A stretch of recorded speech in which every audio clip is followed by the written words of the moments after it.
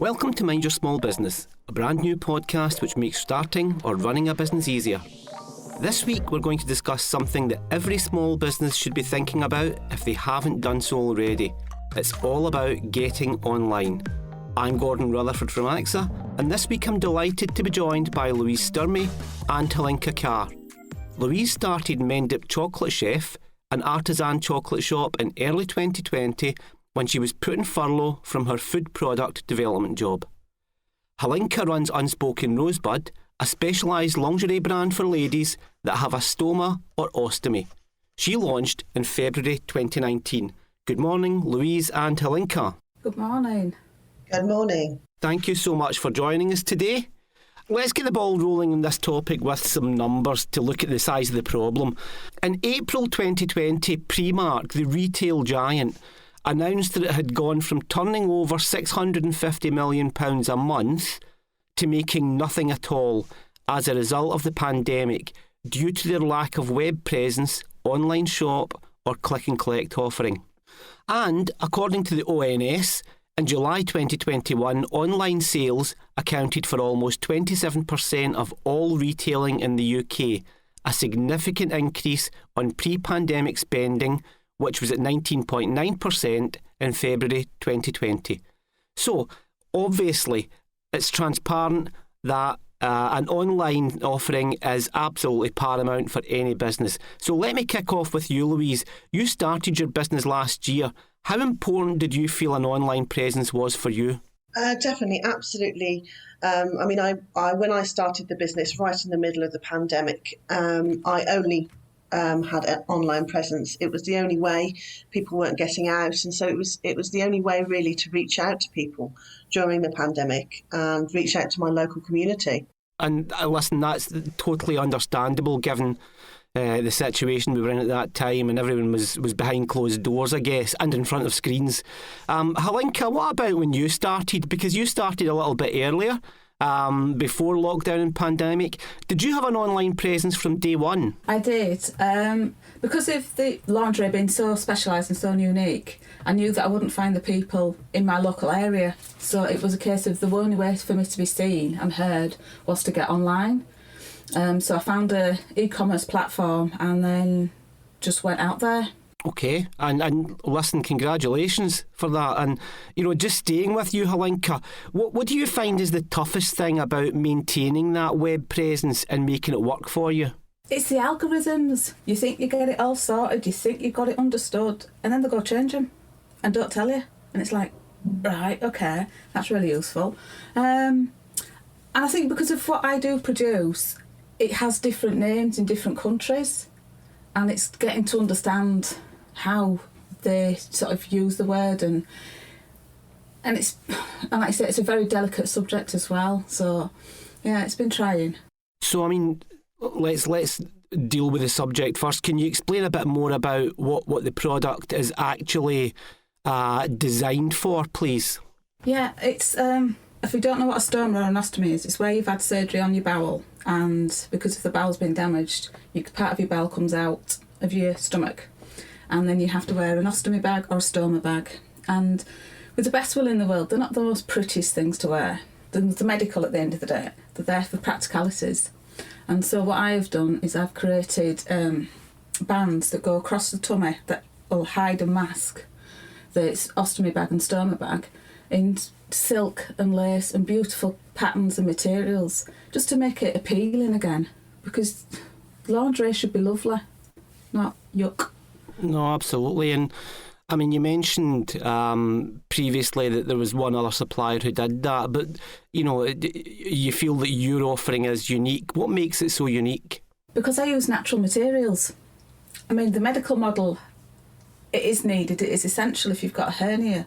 But, when you just want to feel pretty again, you want something that's made of what lingerie is made of. And it's not made of nylons or man-made fibres, it's made of natural products. I appreciate the lace isn't natural, but the silk and the cotton jerseys are. And it's just so that you're feminine again. Yeah, I know, I understand that. It's an invasive surgery at the end of the day, and more often than not, you don't have a choice. No, of course. And, coming back to the uniqueness of it, How has having an online presence helped you to get your USP across? Well, for me, at the very, very beginning, a lot of my orders were overseas. Now, if I didn't have an online presence, it wouldn't have happened because I wouldn't have been able to go and touch base in America or in Canada and such. So it would have been essential. My business, it wouldn't be a business. I would have given it up and found something else to do instead. For me, it was essential, but I did use a good recommended e-commerce site. I didn't just put a web page out there or a website out there and say, there you go, world, and find me. Okay. And one of the things you mentioned earlier when you were talking about it was you spoke about one of the most difficult things was understanding the algorithm and how they keep changing the algorithm. Just, on the basis that so many people listening to this will be thinking of starting a business, but, will have no technical knowledge. What do you mean by that? What is the algorithm? And when you say they keep changing it, who are you talking about?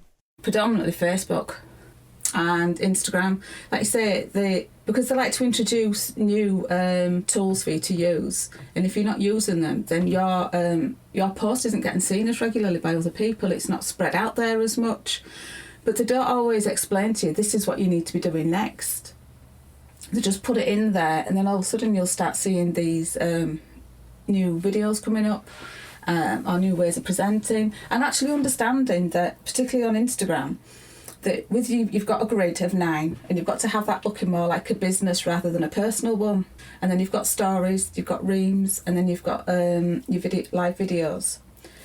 But to understand how you use each part of them within LinkedIn, Instagram, is so essential, because stories are personal. That's for your personal post.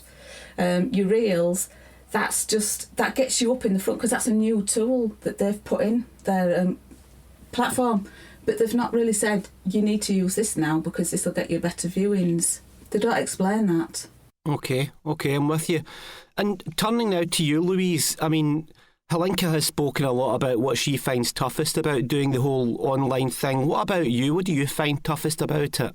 I would say that we sell our chocolate across various different platforms, and that can be difficult to manage sometimes, especially when it comes to busier times such as Christmas, when keeping control of your stock across the different platforms, whilst also consumers are quite often looking for in these days and times of so much online availability of things to buy, keeping those dispatch times low, whilst making sure that across different platforms your stock is there, and the website is always needing updating. The selling platforms also need updating. Keeping up like what we were discussing with latest keywords, getting that SEO optimization in there all the time when it comes to new and seasonal products at the right time can be quite challenging.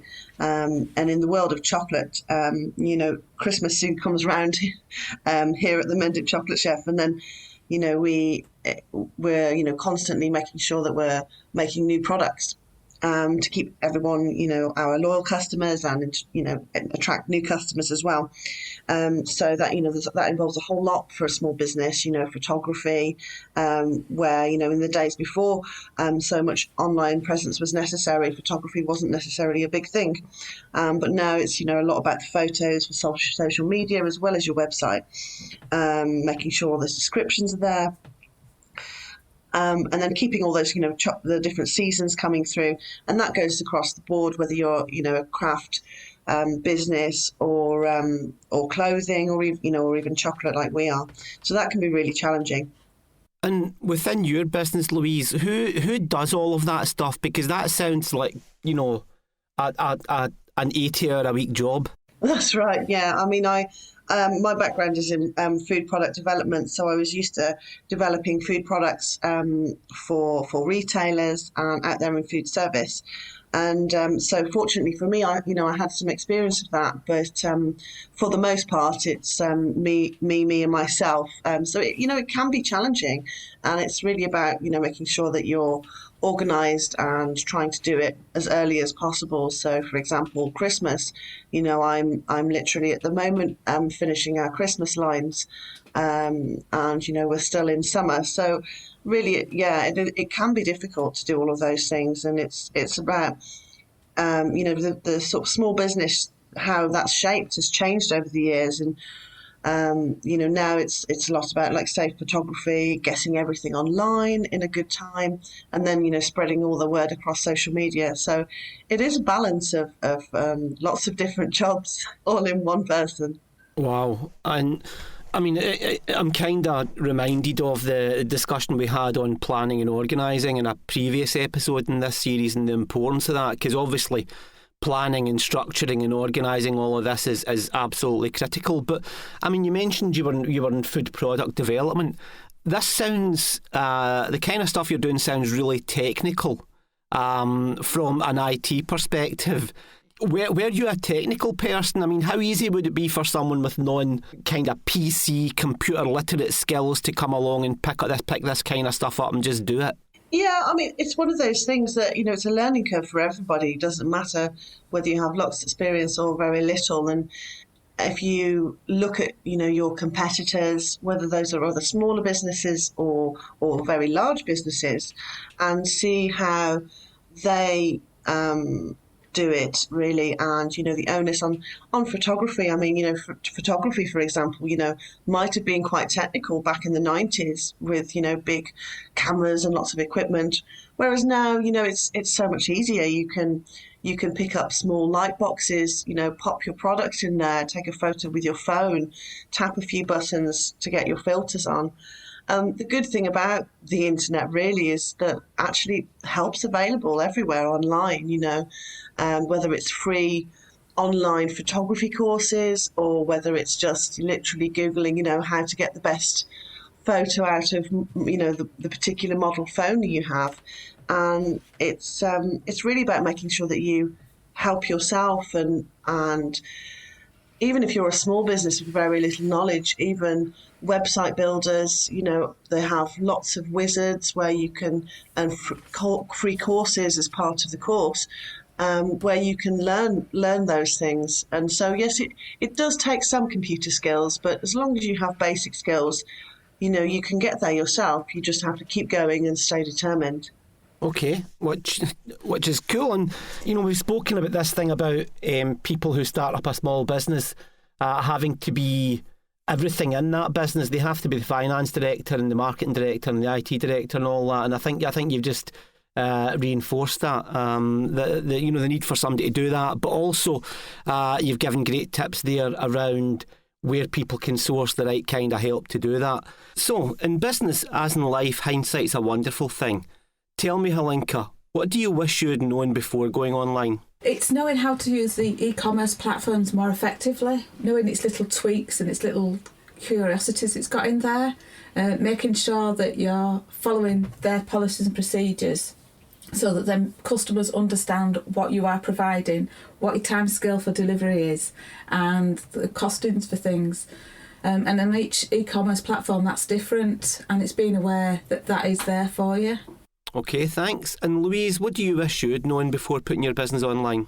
Really, it's about, for me, I think it would be linking up, making sure that your customer profile and your website all aligned. So, we had to learn a whole new set of skills. The last time I'd done a website was back in the noughties, and everything had changed considerably.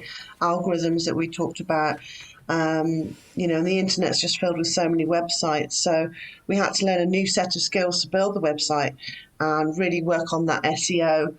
And, knowing that from the beginning and really genning up on SEO and how that works would have really helped in hindsight. It's really about starting on target to ensure that the website content's as relevant as possible, but also has enough content to fight your corner in whichever market you're in. And ultimately, it's coming down to knowing your own business well, building that marketing plan targeted to your customer profile, and doing this first and writing the website content alongside that. Making sure you're on top of your target market means that making your website work for you will just come naturally. Going back to basics, looking at who your customer is, and then funneling that through to what you want to portray on your website, whether that's the website content or the branding itself. And that's definitely the thing that I would say would be a good thing for people to take away. Okay, thank you for that. And actually, a lovely plug for our next episode, which is all about marketing and branding and what have you. So that was nice. But just staying with you, Louise. What if I was starting a business, next week, and I said to you, look, I'm not going to bother with that whole going online thing? What would you say to me? How critical is this? I think it's absolutely essential. Having a website is an essential tool. We're in 2021. People spend so much time on their phones, on the internet, looking for new products, new services. Without having a website, customers can't quickly see at the drop of a hat what your business is about, or more important information like opening hours or your contact details or reviews.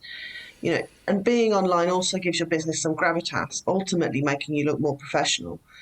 If you want to be able to update your own website, I think there's lots of different types of website builders out there. I mean, we used Wix to build our website here at Mended Chocolate Chef. And if you're a beginner, that's one of many other options. There's various different companies doing it out there where you can have different levels of website builders. So, they can take you through step by step and, help you build a website at relatively low cost. We get comments all the time about how professional our website looks. And, ultimately that comes through to more sales. So, without a website, you're just missing out on so much potential customers. Okay, so, I mean, you make a really good point about it looking professional. I guess, there's no point in doing it unless it does look professional. Otherwise, it could have an adverse effect on your brand. But Helinka, just coming back to you, if I, again, this hypothetical situation, I was starting a business next week, and let's say it was a trades business, so I was maybe a local builder or a joiner. Is an online presence important even for businesses like that who traditionally depend a lot on word of mouth, really? I think, like Louise has said, though, it just gives you that presence and people will find you. And let's be fair and honest, these days, even if it is via word of mouth, people will still look online for you.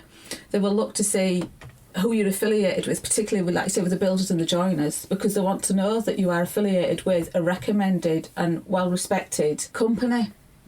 And even if it's just a single-paged website just saying exactly who you are, where you are, and have your social media icons on there so they can follow you and find out, a little bit more about you as a person as well. It's better to have something than nothing. And like I say, not to have it jargonated. Make sure you're using words that people understand, particularly, like I say, in the trades, not just the joineries, but like I say, if it was IT and you're explaining something particularly to me because I can't do it, if it was all jargonated, I'm going to go, no, not interested. But you might be the right person for me because you actually do understand what I'm saying. So be mindful of what you do have on there, but do have a single-paged one. Okay, really, really, really good advice. And just sticking with yourself, Helinka, what if people, are in the position where they have built a website, but they're struggling to get any kind of visibility of that or traffic to that? What can they do to make it more prominent or more visible? Like you say, check your SEOs, check that you are using the right words. And like Louisa said previously, look at what your competitors are doing and see what you like on there. Don't copy it, but see what you like and think, I could twist that a little bit and make that work for me. Also making that your webpage actually opens fast, because people are so damned impatient. If it's something that takes just those few seconds too long, they've clicked off. So you need to make sure you're optimising that level of things, and a lot of platforms will have that in there for you. So you can check it and, speed it all up for you as well. And it's like making it look pretty. People respond better to visuals than what they do to words. So if they see just a massive wordy website, they're just going to switch off. I think they said it's 60,000 words are represented by each image. So use that to your advantage. Okay, I mean, listen, there's been so many brilliant little snippets and tips that have come out of this conversation. It's been absolutely phenomenal. And typically at this time, I wrap up by talking about the takeaways, and there has been so many little ones, such as using images appropriately. I think that the big ones that are really jumping out at me is no matter what kind of business you are, no matter how big you are or how small you are, you should get online, otherwise you'll miss opportunities. But when you do get online, make it as professional as you possibly can, because that is your brand and that's what represents you. You can do it yourself, as both of you have called out earlier. There's elements you can do yourself in terms of building and maintaining. But if it is too daunting for you, there are companies out there who can offer differing degrees of help at differing cost levels. And I guess the other big thing was that the thing that's come across kind of loud and clear that's underpinning a lot of the conversation today is it's one thing having a presence online, but you need to maintain it, you need to keep it up to date, and you need to ensure that you have a flow of traffic. It's not a case that if you build it, they will come. They won't come. People have to find you. And, there's been conversations that have been interesting around algorithms and SEO, and that might blow a lot of people's minds, but it's worth taking some time and investing some time to find out more about that and seeing how that can work for you, because you do need that flow of traffic. All that's left to say today is a massive thank you to Louise Sturmey from Mendip Chocolate Chef and Helinka Carr from Unspoken Rosebud. Louise, how can people find your business? You can find us simply by Googling our name. It's we have our website, so that's mendipchocolatechef.co.uk. You can also find us on Etsy and through social media, through Instagram and Facebook. Google is your tool, and hopefully that SEO is working. Fantastic. And everyone make sure to get your orders for Christmas in nice and early. And Helinka, how can people find Unspoken Rosebud? Like Louise, I'm on Etsy. That's my prominent e-commerce base. I do have quite a bit of social media presence on Facebook, Instagram and on Twitter. Starting to touch base a little bit with LinkedIn, but not quite got my head around it. But that's another thing I've got to learn and invest in. And like you say, if you just put Unspoken Rosebud, if you just put Sturmey lingerie, it pops up. I'm quite fortunate. It is such a niche topic that I do pop up quite easily, thankfully. Excellent. Thank you for that, and thank you both for joining me today. It's been really insightful and really interesting, and undoubtedly invaluable for lots of people out there who are considering how they can go about getting online. And if you enjoyed this episode, you can subscribe to the series via your usual podcast app. If you want to find out more about the Mind Your Small Business series, you can do so at www.axa.co.uk/podcast. And you can also get loads of brilliant small business advice from AXA's Business Guardian Angel site, which is at www.axa.co.uk. Next week's episode is all about my favourite topic, marketing. So join me and another couple of special guests for that. We look forward to welcoming you. Thanks again.